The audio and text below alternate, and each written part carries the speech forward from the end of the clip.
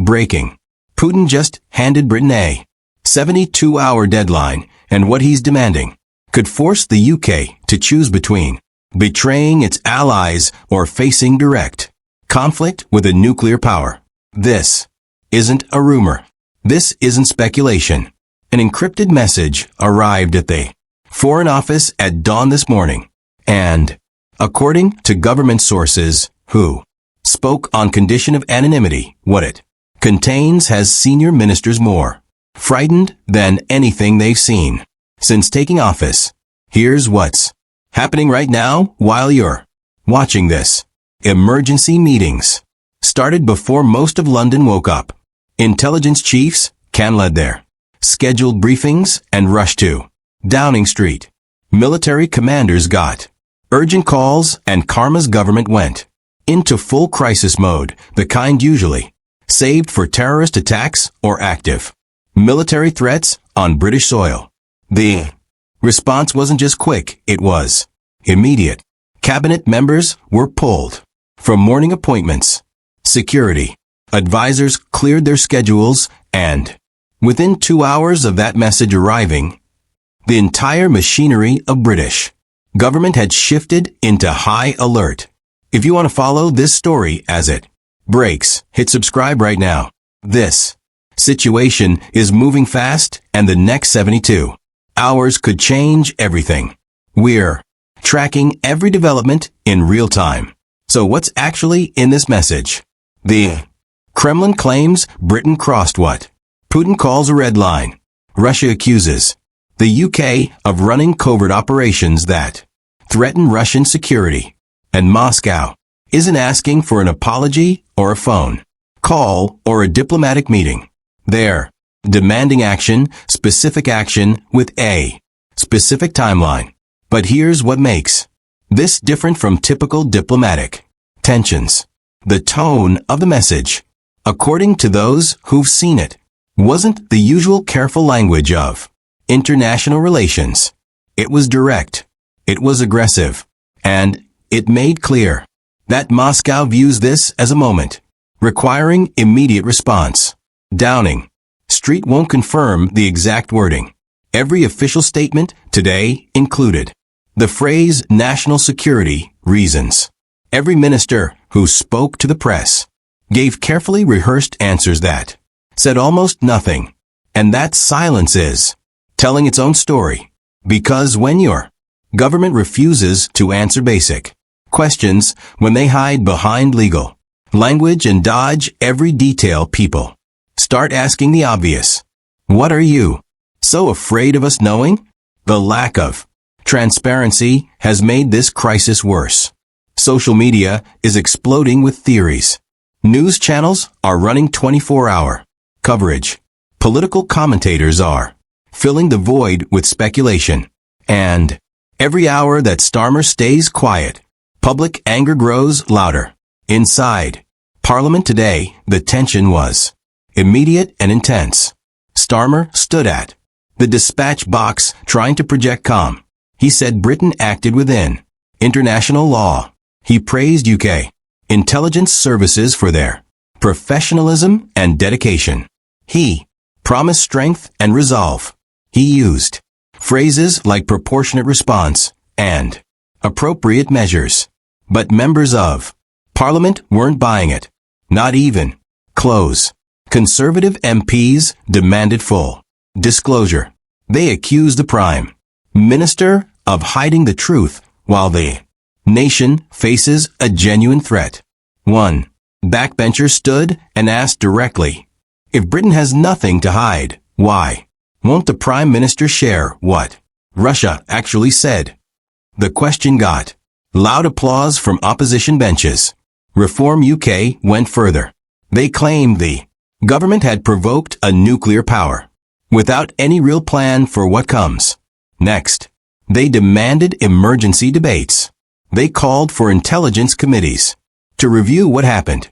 They accused Dharma of playing politics with national security. Even Labour's own members looked uncomfortable. They shifted in their seats. They exchanged worried glances. Some took notes, but said Nothing. The usual party loyalty seemed strained by the weight of what they weren't being told. And the question that kept cutting through all the noise was this: what's in that message that you won't show us? Starr gave no new information. He repeated the same lines he had already used in earlier statements. He thanked MPs for their questions. He promised ongoing briefings, but he offered nothing concrete, nothing that could actually answer what Parliament wanted to know. And when the session ended, MPs left more frustrated than when they walked in. The chamber emptied slowly, with small groups gathering in corridors to share their concerns privately. But here's where this gets truly dangerous.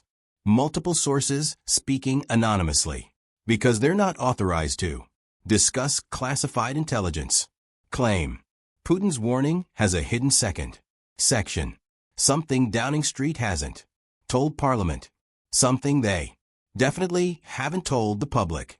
According to these sources, Russia isn't just complaining about UK intelligence operations or border incidents or cyber activity.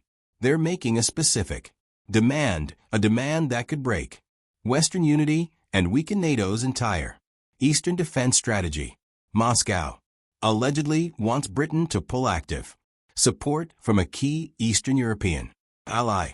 The sources wouldn't name which country, but they made clear this isn't about reducing military aid or scaling back training missions. This is about full withdrawal, complete disengagement. If that's true, Starmer is trapped in an impossible position with no clean exit. Say yes, and Britain looks weak. Allies lose faith in London. Decades of defense partnerships start crumbling. Overnight, every nation watching learns that threatening the UK gets results. Poland starts questioning commitments. The Baltic states wonder if they're next. And Putin learns exactly how much pressure it takes to break British resolve. Say no, and Britain faces direct confrontation with a nuclear-armed state that's already fighting the largest European war since 1945. A state that has repeatedly proven it follows through on threats. A state that has shown willingness to absorb massive economic costs, international isolation, and military losses to achieve its goals. There's no middle ground here. No diplomatic compromise that satisfies both sides. No clever solution that lets everyone save face and walk away. There's only bad and worse. And everyone in Westminster knows it. You can see it in how ministers avoid eye contact with reporters, in how prepared statements sound increasingly hollow, in how even the most experienced political operators seem genuinely uncertain about what comes next. Outside Parliament, the British public responded immediately and forcefully. Within hours of the first reports, protesters filled Westminster Bridge. The crowd was large, loud, loud and deeply divided. Some waved Union Jacks and demanded Britain stand strong against foreign threats. They chanted slogans about sovereignty and strength. They held signs reading, "Never bow to tyrants," and "Britain stands firm." Others carried different signs, demanding transparency, accusing the government of hiding the truth from the people who elected them. They wanted answers more than they wanted action. Their chants focused on accountability and honesty in government. The mood was tense. Police lines held as crowds pushed forward. Helicopters circled overhead, their cameras feeding live footage to news networks. Journalists moved through the crowd, capturing interviews, reactions, arguments between protesters with different views. This wasn't staged political theater. This was a country facing real uncertainty and a public that refuses to be kept in the dark while their government makes decisions that affect everyone. By evening, protests spread to Manchester. Birmingham and Edinburgh. Smaller. Gatherings formed in Bristol, Leeds, and Newcastle. The crisis wasn't just Westminster's problem anymore. It belonged to the whole country, and the whole country wanted answers. Then, something unexpected happened. Buckingham Palace, which almost never comments on political matters, released a rare public statement. It was short, it was pointed, and it was impossible to ignore. His Majesty remains fully informed and deeply concerned about the evolving situation. Constitutional experts immediately noted the significance when the monarch steps into the shadow of a geopolitical crisis. Even symbolically, it means the stakes have gone beyond normal politics. It means the head of state feels the need to acknowledge this publicly. Palace insiders reported senior aides moving urgently through corridors all afternoon. The king was receiving constant briefings from government officials and intelligence services. And while no further statements came, the message was clear. The Crown is watching and expects this handled with extreme seriousness. This is no longer just a government problem. It's a national crisis. And that distinction carries weight in British political culture. Across the Atlantic, the White House moved fast. Within hours, a formal statement backed Britain and condemned what American officials called aggressive and destabilizing rhetoric. From Moscow, the statement praised UK leadership and reaffirmed the unshakable bond between the two nations. It promised full support for British security and warned Russia brush against further escalation. But even this support raised questions. Why did Washington respond before Downing Street finished crafting its own message? What coordination happened behind closed doors before either government spoke publicly? And most importantly, what does America know about this situation that British citizens haven't been told? Sources in Washington suggested U.S. intelligence had been tracking this crisis for days before the message even arrived. If true, it means the UK government had advanced warning and still appeared unprepared for the public reaction. It suggests coordination between American and British intelligence that the public wasn't aware of. The speed of America's response suggests this crisis affects more than just Britain. Whatever Putin's message contains, it clearly worried more than one Western capital, and that raises the stakes even higher. The most striking moment of the day came from an unexpected place. A senior UK military commander speaking off the record to defense journalists offered a blunt assessment that spread across news channels within minutes. This is not rhetorical. This is strategic positioning. The United Kingdom must respond decisively, or we risk looking vulnerable not just to Russia, but to every adversary watching how we handle this. When military leaders start issuing warnings, even anonymously, it means professionals who assess threats for a living believe the situation is serious. Serious enough to break protocol and speak out. These are people who spend their careers preparing for worst-case situations, and they're treating this as one. The Ministry of Defense declined comment on the remarks, but the warning was already out there, spreading through news coverage and social media late tonight after most broadcasts ended. A new detail emerged. A journalist with Foreign Office connections claimed to have seen the final line of Putin's warning, a line that states Russia expects Britain's formal response within 72 hours. Not a request, not a suggestion, an expectation with consequences left deliberately unnamed, but clearly implied. Downing Street won't confirm or deny the deadline exists. The Foreign Office declined all questions. Every Minister on late-night programs repeated the same careful, prepared answers that revealed nothing new. But if that deadline is real, the clock started ticking the moment that message arrived. This morning. And nobody, not the government, not the opposition, not intelligence services, will publicly say what happens when time runs out.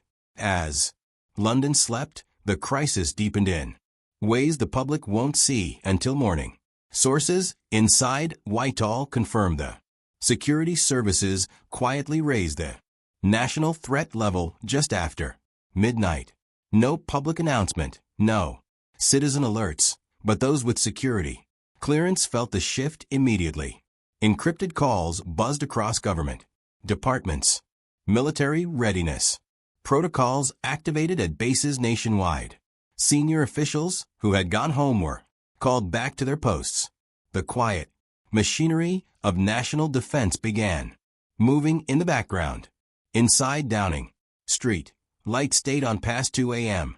Starmer met continuously with his closest advisors, reportedly wrestling with the most important decision of his political career: what to tell the public, what to hold back, how to project strength without making things worse, how to satisfy both allies who demand firmness and citizens who demand transparency.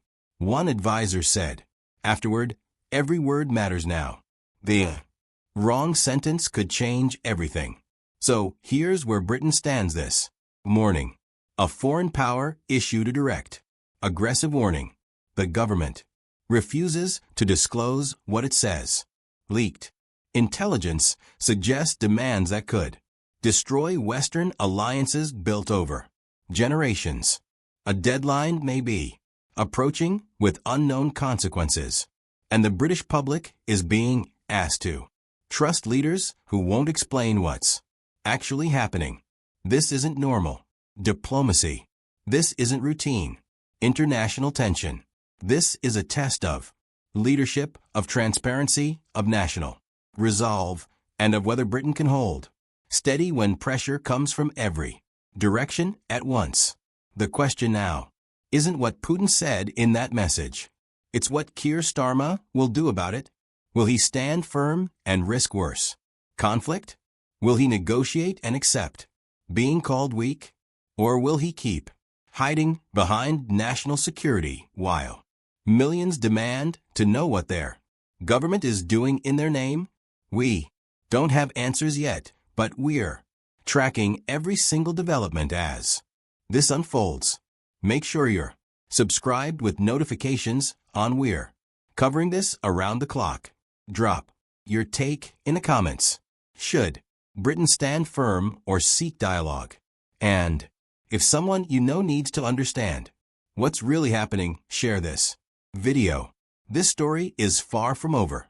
The clock is ticking, and the next 72 hours will show the world exactly what Britain is made